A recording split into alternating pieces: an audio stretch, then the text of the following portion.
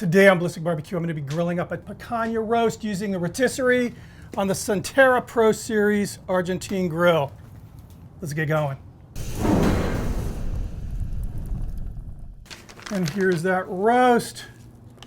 So I decided not to stake this out. I'm going to cook it whole as is on the spit, and I'm really looking forward to this cook here.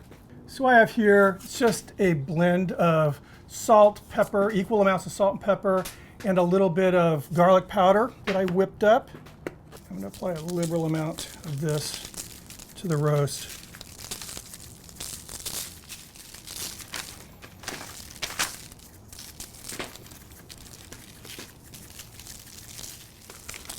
Like so. Here is the spit we're going to be using. This thing is gigantic. I mean, you could use this as a pike.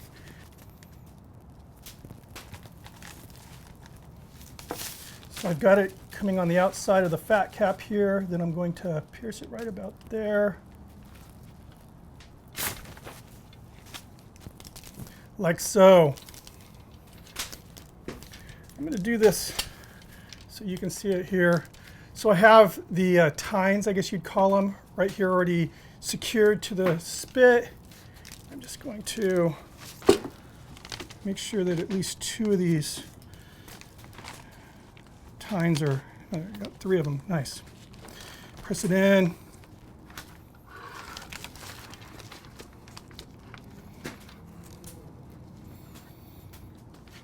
Next one. Secure it here. Now I may make some adjustments on where this is on the spit here once I get it on the pit, which we're going to do right now. So the first thing I'm going to do is place this end into the rotisserie motor.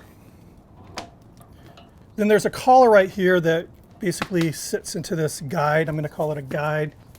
I want this roast to be centered here, and I'd be doing the exact same thing if I were cooking like a big, prime rib. And while I'm at it, I'm just going to rotate it a little bit to have easier access to the nuts that tighten and loosen the tines. So I'm just going to loosen both of them. And there you go, center it.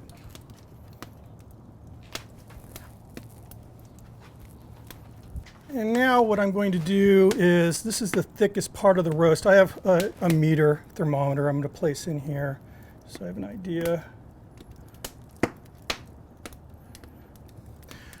I'll be double checking this cook with an instant read as well. Now, this is a fairly light roast, so the counterweight here is not going to play that big of a difference because this is a really, really good rotisserie motor. So I'm just going to put this in line with the light end, and again, it's not very heavy, so I'm not going to apply a bunch of weight to the edge. Just tighten this handle.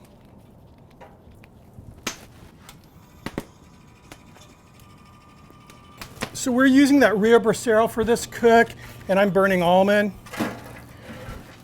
I do not have the V grates in, they don't need to be in. So I'm going to be controlling this temperature by manipulating where the charcoal is that I'm producing from those almond logs.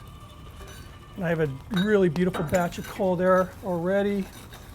I'm just going to bring this underneath the roast.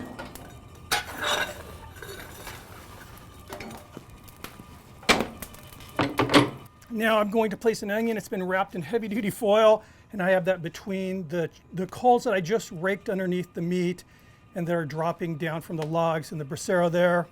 And that's all there is to it. So this is my temperature control right here. More heat, pull the charcoal underneath the meat. Too much heat, push it away from the easy. So all I'm gonna do now is just monitor the progress of the temperature, and I'm gonna pull it at medium rare. So I'll be pulling it about 125. See you in a bit. We'll be keeping you guys posted on the progress here. All right, we are about 50 minutes into the cook. Everything's going great. Wanted to give you a little look. So as you can see, we're getting a nice crust here. And that internal temperature right now is about 115, so 10 more degrees, I'll be pulling it off. I've been kind of moving that onion around a little bit. It's gonna be really good. All right, 10 minutes since I last saw you, 125, we hit our target temp. So total cook time was 1 hour. And I'm just going to pull this from this cooker here. Just look at that. Look at that. Now that I have this meat away from the wood, oh, it smells good. It smells really good. Anyway, I'm going to remove this from the spit, obviously, let it rest a little bit, and we'll give you guys a try. I have a little surprise for you guys. Okay, the picanha is rested, and I just pulled that onion off the pit. We're gonna cut the onion first because I know it's going to be hot, probably a little messy. So first things first, I'm going to remove this from the foil. And look at that. It is beautiful. So you can do what's called a dirty onion, where you just literally put the onion on the coals without any, wrapping on it. I like doing it this way. Honestly, you get the same results, but it's not as messy as far as the charcoal. But I left on the skin. This is a brown onion. So pull that off. Just that one more layer of skin. Now I'm going to cut this up, slice it. And I want this onion to stay nice and hot like it is, because I'm making, again, a gorgeous sandwich, and I want this to go on top of the horseradish cheese that I'm putting on the sandwich. So put this into a little container. And I'm going to cover the container. You don't need to see this boring stuff. It's literally a little pie pan. Just cover it with some foil to keep it hot. All right, let's see how we did here.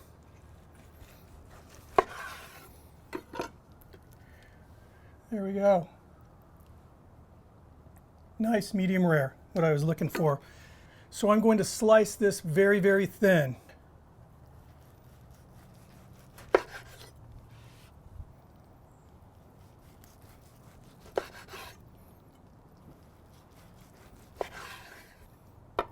All right, let's build a sandwich.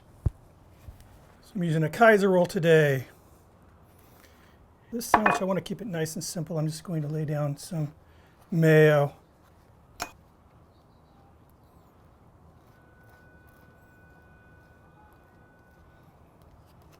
Bottom bun, I'll lay down some red leaf lettuce.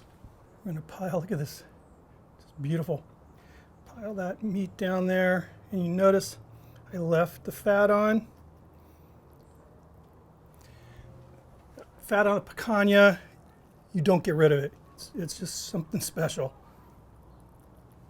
Now I have, this is white cheddar infused with horseradish. This onion, and it is still steaming. Some very thinly sliced tomato. There we go. This is a simple, you have to admit, it's a beautiful looking sandwich.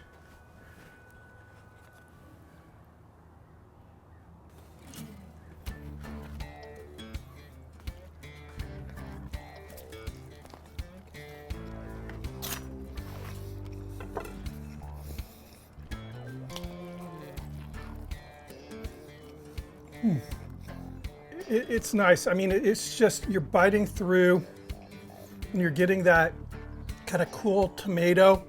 Then it goes into the caramely sweet onion, and then that kind of bite from that. I really like that horseradish cheese.